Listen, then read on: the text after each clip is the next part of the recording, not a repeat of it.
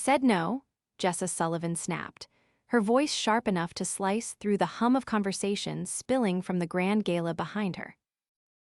The marble steps of the Westbridge Hotel glittered under the golden glow of chandeliers and city lights, but Jessa's evening gown silk, floor length, and custom made felt like a cage now. Her heels ached, her eyes were wide with restrained fury, and the man standing in front of her had crossed a line. "Come on, Jessa," Darren said, loosening the knot of his designer tie like he owned the sidewalk. "You can't seriously be walking away from this, from me." "I never agreed to any of it," she hissed. "You're not entitled to me just because you helped organize the damn gala." "You said you owed me," he shot back. "I owed you a thank you, not myself." Before Darren could speak again, a voice cut through the tension like a blade. "Hey, is everything okay here?" Jessa turned, startled. A man stood a few feet away, holding the small hand of a sleepy-eyed little girl in a bright purple unicorn jacket.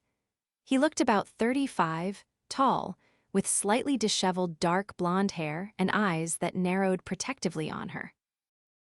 "I'm sorry," the man said again, gently, "but she looks scared, and I'm not walking past that."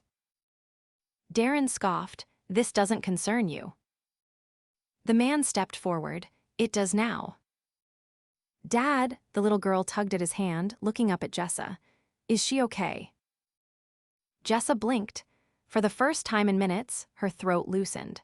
She looked at the man, his open concern, the way he stood slightly in front of his daughter, and something in her chest shifted. "I'm fine," she said, voice softer now. "Really?" "You sure?" he asked, not moving. She nodded. "Thank you, I mean it." Darren muttered something under his breath and stalked off down the street. The man watched him go, shoulders tense, until he disappeared. Jessa exhaled slowly. "You didn't have to do that." "Yes, did," he said, glancing down at his daughter again. "She's watching everything I do. I'm not raising her to walk past someone who looks scared." Jessa stared at him. "You're a good dad." He gave a sheepish grin. "Thanks, I'm Isaac Monroe." "Jessa," she said, "Sullivan." "Nice to meet you, Jessa Sullivan." She crouched slightly, looking at the girl. "And you?" "Zara," the little girl said, yawning. "Well, Zara, unicorns are my favorite too," Jessa whispered. Zara brightened a little. "Really?" "Absolutely." Isaac chuckled, running a hand through his hair. "Sorry, we were walking back from the park. She fell asleep during the fireworks, and I figured she'd like seeing the lights at the hotel." Jessa smiled for the first time. "You picked the fanciest hotel in the city to walk past." "Didn't know it was invite only. We're new in town." "Where are you staying?" He hesitated. "We're in a short-stay studio. Nothing glamorous, believe me." "New start." "Yeah, needed a reset. I was a mechanic back home, but the town dried up. Couldn't raise my daughter with no work and no future." Jessa's heart tugged. "That's brave." "It's life." He shifted Zara on his hip. "You okay, though, that guy?" "Was a mistake," she said. "I let people think they know me because of how I dress or where I show up, but they don't." Isaac gave her a long look. "Well, I don't know you, but I know you didn't deserve whatever that was." She smiled again. "You really have no idea who I am." "Nope," he said, grinning. "But you're clearly someone who likes unicorns. That's good enough for me." Jessa laughed, really laughed. "Do you have a phone?" "No data plan yet, just prepaid minutes." "Then you'll have to do this the old-fashioned way." She pulled a pen from her clutch and scribbled her number on his palm. "Call me." Isaac looked at his hand like it was gold. "You sure?" "I'd really love to buy you dinner, you and Zara." He glanced down at his daughter, who was now fully awake and watching Jessa with fascination. She'd love that. "So would I." As she turned back toward the gala, heels clicking against the stone steps, she felt something warm settle in her chest. Not the kind of warmth money bought. Not the kind that came with champagne and polished smiles. Something real. Isaac did call, 3 days later, nervously. Their first dinner was at a small Italian place in her neighborhood, one she used to walk past but never noticed. Zara colored a picture of a cat wearing a crown while Jessa and Isaac talked for hours. He was honest, hardworking, protective, and he made her feel like Jessa Sullivan, CEO's daughter, or the board's favorite golden girl. Just Jessa. She never told him how wealthy she was. It didn't feel like the right time. And strangely, it felt like a relief. He showed up with flowers, not roses, but wild sunflowers from a corner market. He held the door for her every time. He talked about his daughter like she held the moon in her pocket. He made her laugh until she cried. And every time he looked at her, really looked at her, it felt like he saw all the parts of her she kept hidden from the world. She didn't expect to fall for him this fast. But she was falling. Vast. And deep. The first time Jessa stepped into Isaac's neighborhood, she felt her stilettos falter. It wasn't unsafe, just worn. Sidewalks cracked from years of snow and sun, apartment buildings with peeling paint, kids laughing on rusted bikes, and laundry lines stretched between windows like banners of real life. It smelled like roasted chicken from one window and motor oil from a nearby garage. It was the kind of place she'd never been invited to, not because she wasn't welcome, but because no one thought she'd want to come. But Jessa wasn't there to be seen. She was there because she couldn't stop thinking about the way Isaac had looked at his daughter when she spilled juice all over her dress and burst into tears. He hadn't scolded her. He'd knelt beside her, wiped her cheeks, and told her, "You're still the most brilliant girl I know." She buzzed the apartment number he'd given her. A beat later, the speaker crackled. "Hey, you sure you're at the right place?" "Pretty sure," she said, smiling. "See a red tricycle chained to the railing and a potted plant that looks like it's seen war." "Yup, that's us, come on up." The stairs creaked under her heels, and she made a mental note to wear flats next time if there was a next time. Isaac answered the door holding a dish towel and looking mildly flustered. "Okay, full disclosure," he said, stepping aside. "I'm timing dinner and teaching Zara fractions at the same time, so if I burn something, lie to me."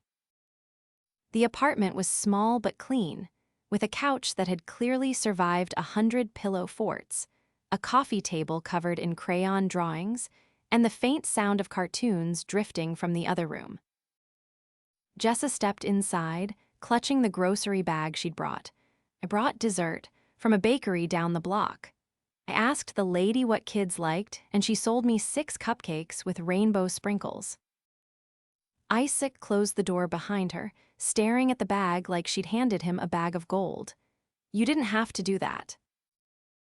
"I know." Zara peeked her head around the corner, her curls tied up in 2 crooked buns. "Miss Jessa." "Hi, sweetheart." Jessa crouched to her level, presenting the bag like a magician revealing her best trick. "I brought a surprise." Zara's eyes lit up. "Cupcakes.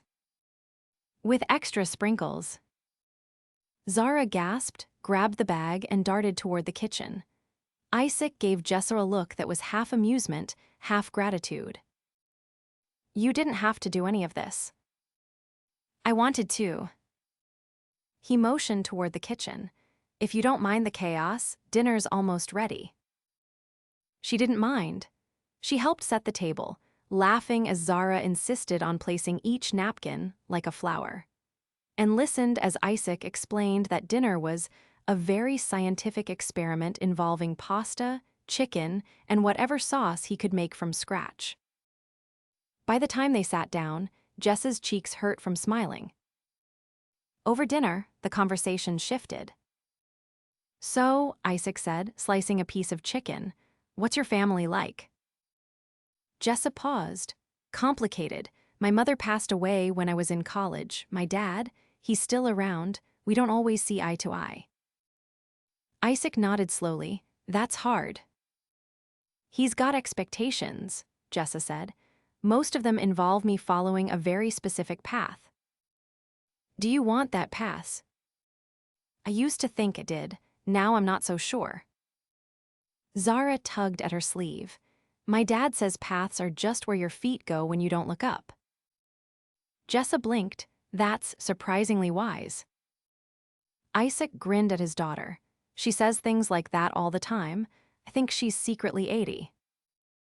After Zara went to bed, Jessa lingered.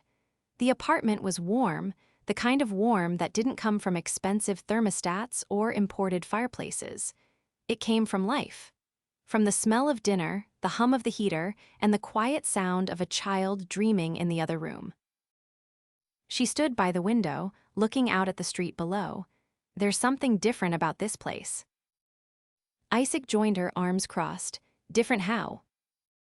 It feels unfiltered, like nothing here is trying to be anything it's not. He looked at her then. You ever feel like you're trying too hard to be something you're not? All the time. He leaned his shoulder against the wall. I used to think I had to become someone flashy to give Zara a better life, but then I realized she doesn't care about flash. She wants time, safety, truth. That's rare. He met her eyes. So is someone like you walking into a place like this and not flinching. She laughed under her breath. You don't know everything about me. Not yet. That night, Jessa walked home, her coat pulled tight against the cold air. She could still smell the tomato sauce on her fingertips. She'd gotten sauce on her dress and hadn't even cared. Her phone buzzed in her purse, another message from her father's assistant reminding her of the board meeting the next morning. She didn't open it. Instead, she stood outside her building, looking up at the penthouse lights glowing above. And for the first time in a long time, the place she lived didn't feel like home. The next day, after the meeting, her father cornered her in the hallway. You were distracted, he said. I was thoughtful. Same thing when you're in our world. I'm not sure I want to be, Jessa said, voice calm. He stared at her. What's going on with you? Nothing, she replied. Everything. He narrowed his eyes. Is this about that man I saw you with the other night, the one outside the gala? Jessa froze. You saw that? I see everything, Jessa, and I recognize someone who doesn't belong. She straightened her spine. He stepped in when you didn't. Don't be dramatic. I'm not. I'm just tired of pretending that kindness is weakness and money is virtue. He sighed. If you're not careful, you're going to throw away everything we built. Jessa turned, already walking away. Maybe it's time I build something of my own. The next week passed in fragments.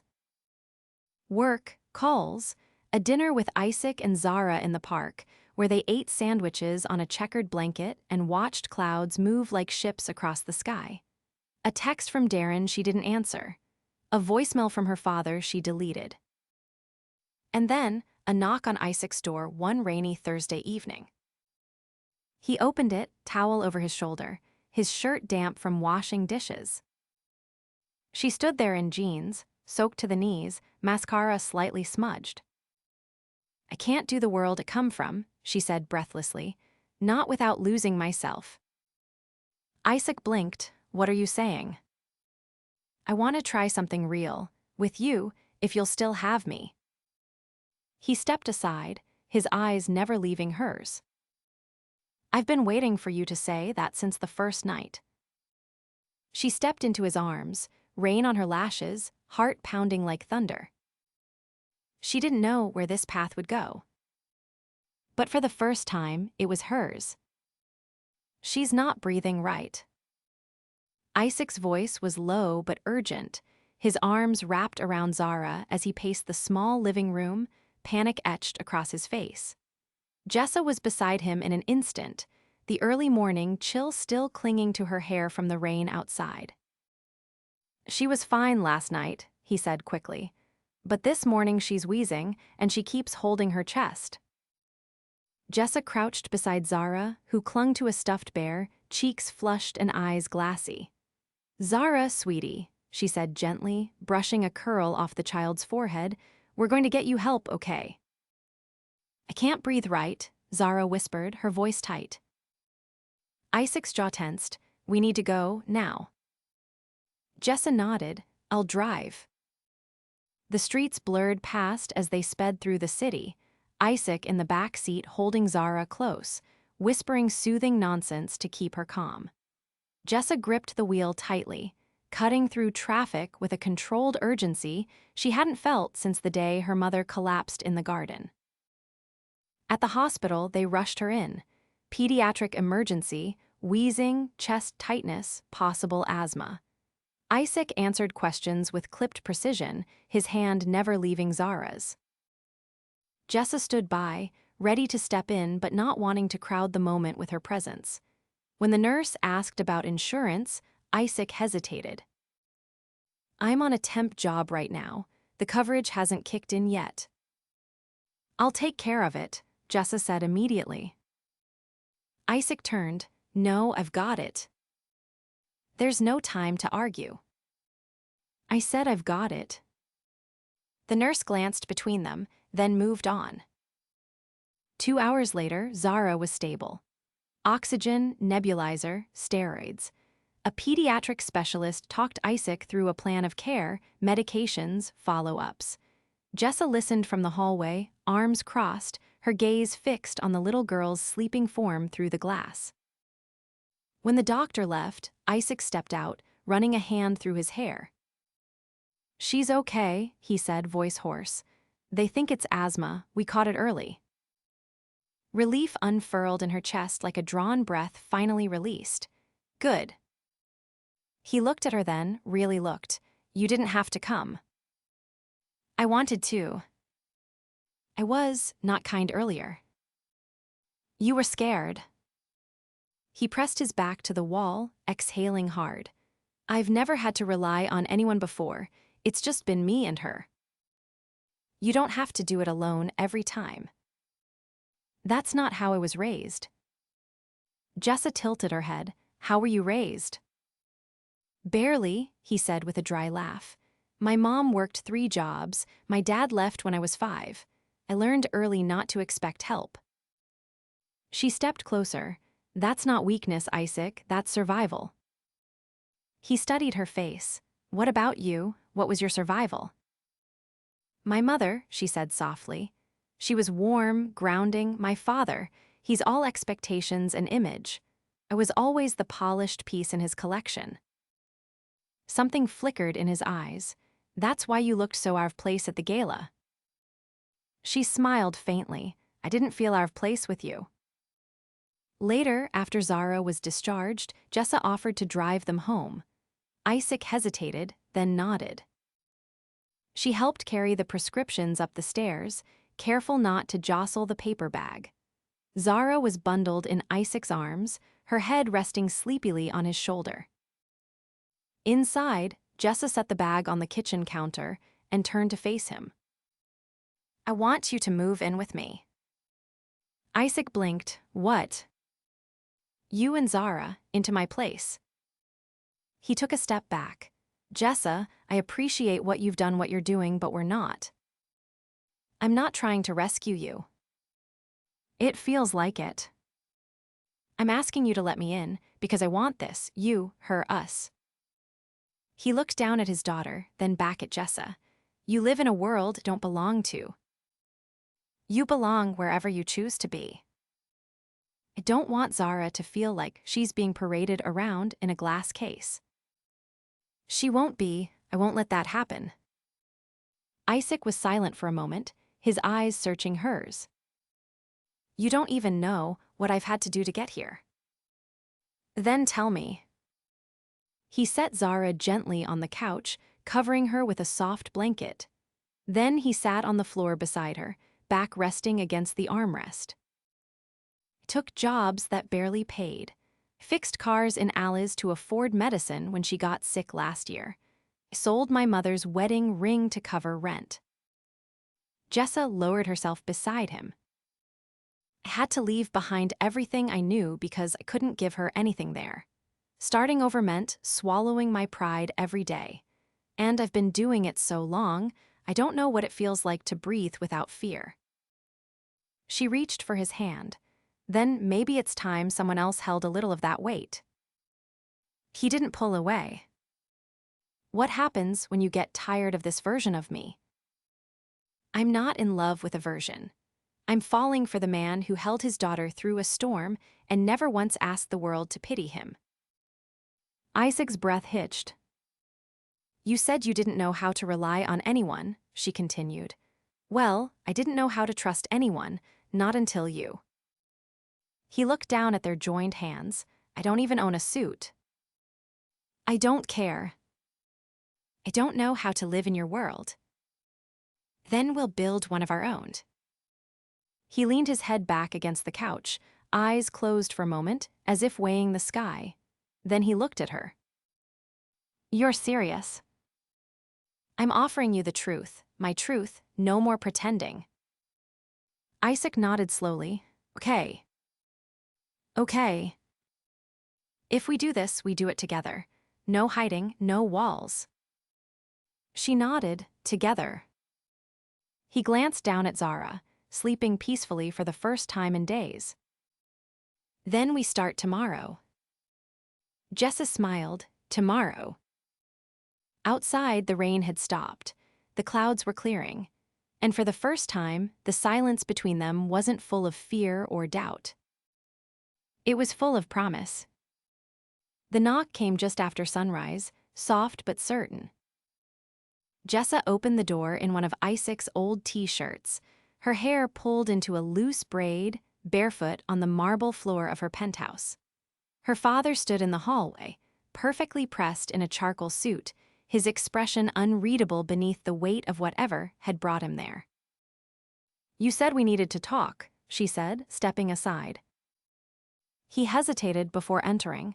I didn't expect it to be here. You never expected much from me, unless it involved a board seat or a press release. He glanced around, taking in the art-lined walls and high ceilings. I suppose, assumed you'd be back at the estate.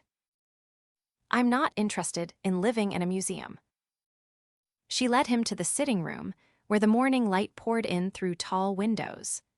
The quiet hum of the city below filtered in, grounding the moment in something real. I heard about the hospital, he said, settling onto the edge of the couch. You should have called me. You would have sent a donation, she replied evenly. Isaac held her hand. He met her gaze. You're serious about him. She didn't flinch. Yes. Do you understand what that means? I understand that I've never been happier. Her father's jaw tightened. He doesn't come from our world. He comes from integrity, kindness, strength, worlds I'd rather live in. He stood, pacing once before turning back to her. You used to care about legacy, about what your name stood for. I still care, she said, rising to meet him, but I won't sacrifice a life for an image. He studied her face for a long moment. Always thought I was protecting you. You were shaping me into something that fit your plans, but I'm not a plan, I'm a person, and I've found someone who sees me that way. And what happens when this version of your life doesn't hold up against the real world? It already has, she said. He's not afraid of struggle, and neither am I. Her father exhaled, shoulders stiff. You're leaving the company then. I'm stepping away, temporarily. I need time to build something of my own, something grounded. He nodded slowly, the silence between them no longer sharp but thoughtful. I underestimated you, he said finally. She gave a small smile. Everyone does until I stop letting them. He looked at her, really looked perhaps for the first time in years. Then he nodded again and walked to the door. Before leaving, he paused. If he ever hurts you, He won't, she said, her voice steady. But if he ever did, I'd handle it. And then he was gone. Later that evening, Isaac returned from work, Zara in tow, her backpack slung over one shoulder and her new inhaler tucked safely in the side pocket. Guess what? She beamed, kicking off her shoes. We learned about the water cycle and I drew a cloud with a face. Did the cloud look like me again? Jessa asked, grinning as she knelt to unzip the bag. Nope, Zara said proudly. This time it looked like a marshmallow. Isaac kissed the top of his daughter's head before turning to Jessa. How'd it go with your dad? He finally saw me, she said. Isaac glanced toward the kitchen. Want tea? She followed him in, watching as he boiled water and reached for the mugs without asking her preference anymore. They'd built a rhythm quiet, easy, real. I've been thinking, he said, pouring hot water over the leaves. We could look at schools closer to here, something with a small class size, the kind where Zara's curiosity doesn't get lost. She'd thrive in that, Jessa said, leaning against the counter. And maybe, he added, stirring, we start something of our own. I've been sketching an idea for a mobile repair business. Trucks that come to your door. Basic maintenance, diagnostics. I need someone to help with the branding, maybe the funding. Her eyes sparkled. Sounds like you're proposing a business marriage. Just a warm-up, he said, setting the cup in front of her. For the real thing. She blinked. Isaac. He pulled a small box from his jacket pocket and set it on the counter. It's not flashy. It's not platinum or whatever they sell at those stores with velvet ropes, but it's ours. She opened it slowly. Inside was a delicate gold ring with a small, oval opal nestled in a twisted band. It reminded me of the way you look when you talk to Zara, like there's a universe just behind your eyes. She looked up at him, breath caught. I don't care about perfect, he said. Care about true, and you are the truest thing that's ever happened to me. So if you'll have me, if you'll let me build this life with you, not borrowed, not forced, just real, I want to marry you. Jessa didn't speak right away. Her eyes were wet, but her smile was steady. I'm not interested in perfect either, she said, voice low.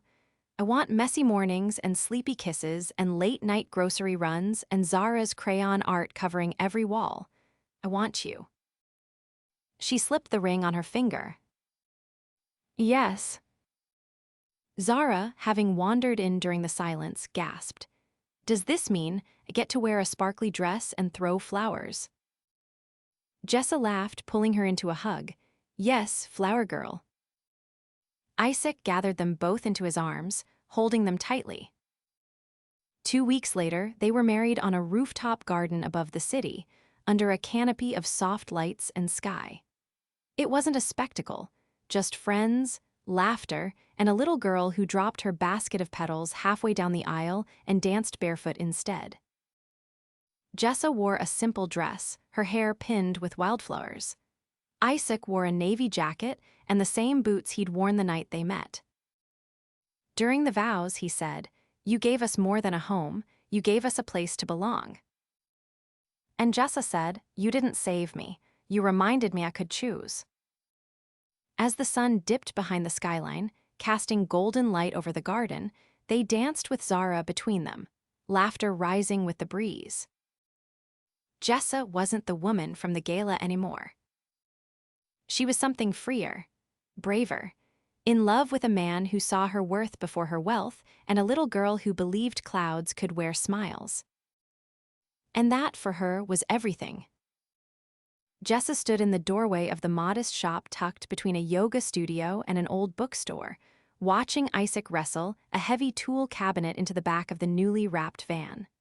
The side of the van gleamed with the fresh logo she'd designed herself, Monroe on wheels, with a stylized wrench circling a wheel like a comet. It wasn't flashy, but it turned heads. More importantly, it turned clients. "You're going to throw your back out the week of our honeymoon," she called, arms crossed and an amused eyebrow raised. Isaac glanced over his shoulder, sweated his temples, and a streak of grease across his forearm. Then I'll limp down the beach with you. Romantic, right? Very. She stepped further in, smoothing her blazer over her hips. But I'd prefer if you could carry our luggage without wincing. He straightened with a grunt, leaning against the van. You're early. I wrapped the investor meeting ahead of schedule. They loved the pitch. They'd be idiots not to. He wiped his hands on a rag, then leaned in to kiss her, slow and deliberate. She tasted salt and metal and something uniquely him. How's the schedule? Booked solid through next Friday, 3 house calls tomorrow. One of them's a vintage sports car. Guy said it's his pride and joy. He grinned. Told him mine just walked in wearing heels. She rolled her eyes, but her smile softened. Zara's at Ava's for the night, by the way. They're making glitter slime and building a blanket fort. Then we've got the place to ourselves. They headed back to the penthouse together, the drive quiet in the way only comfort can be. The city rolled past in a blur of color and light, but Jessa's mind was already on the weekend ahead. She'd booked the trip without telling him until the confirmation email had landed in his inbox. A beachside cottage, secluded and simple, with a hammock for 2 and a kitchen they could fill with whatever they wanted. Inside the apartment, she kicked off her heels and walked barefoot to the balcony, where the breeze tugged at her dress. Isaac joined her, wrapping his arms around her waist and resting his chin on her shoulder. We've come a long way from the Westbridge steps, he murmured. I don't think I ever thanked you properly for stepping in that night. You did, he said, every day since. She turned in his arms. Do you ever miss the quiet? He hesitated. Sometimes, but don't miss wondering if I'm enough, or if I'll be able to give Zara what she needs. You always were enough. I am now, because you helped me believe it. Jessa traced the line of his jaw. I've been thinking about something. Dangerous words. She laughed. I want to start a foundation for single parents. Help them transition into stable housing, offer job training, childcare support, all the things you didn't have. Isaac blinked. You're serious. Dead serious, and I already have the seed funding. I just need someone to help me build it. He stepped back to look at her fully. You want us to do it together. I want everything with you. He kissed her then, long and deep, the kind of kiss that didn't need a reason. When they pulled apart, her phone buzzed. She glanced down. It's Zara, she said. She wants to know if she can bring her slime to the wedding. Isaac groaned. As long as it doesn't end up on my tux. She said she'll make you a slime boutonniere. He laughed, shaking his head. Fine, but only if she helps me write my vows. She's already halfway done. They rhyme. They spent the rest of the evening curled on the couch, planning the wedding they hadn't rushed into. Not because they were unsure, but because they wanted to build the life first, then celebrate it. The ceremony was held in the garden where Isaac had once brought Jessa wild sunflowers. This time, the garden was theirs. Every chair was filled with someone who had mattered, a mechanic who once gave Isaac his first set of tools, the barista who let Jessa rehearse a speech at her cafe table, the teacher who told Zara she could be a scientist and a princess. Zara walked down the aisle in a dress covered in glittery stars, holding a small jar of rainbow slime like it was a crown jewel. She handed it to the officiant with great ceremony, then whispered, just in case things get boring. Isaac wore a navy suit again, but this one fit like it had been made for him, because it had. Jessa wore a dress that didn't shimmer, didn't dazzle, but moved like wind against water. Simple, elegant, entirely her. Their vows weren't perfect. Isaac stumbled when he started talking about the night Zara got sick and how Jessa never once flinched. Jessa's voice broke when she thanked him for showing her that love didn't have to be earned through perfection. They kissed with the sun dipping low behind them, warm and golden, as if the world itself approved. The reception was a blur of music and candlelight. Zara insisted on a father-daughter dance, and Isaac twirled her until she collapsed in giggles. Then Jessa cut in, and they all danced together, a trio of tangled limbs and infectious joy. Later, when the guests had gone and the moon hung heavy over the water, they lay in the hammock at the beachside cottage. The only sounds were waves and the occasional distant laughter from another cabana. "We did it," Jessa whispered. Isaac pulled her closer. "No, we're doing it every day." She rested her head against his chest. "What if the world throws something new at us?" "Then we face it," he said, "like we always do together." She fell asleep with his heartbeat in her ear and sand between her toes, knowing this was no longer a story of falling, but of choosing, every day, to be more whole together than they ever were alone. And they would keep choosing it, through the quiet, the chaos, the glitter slime disasters, and the unexpected miracles. Always,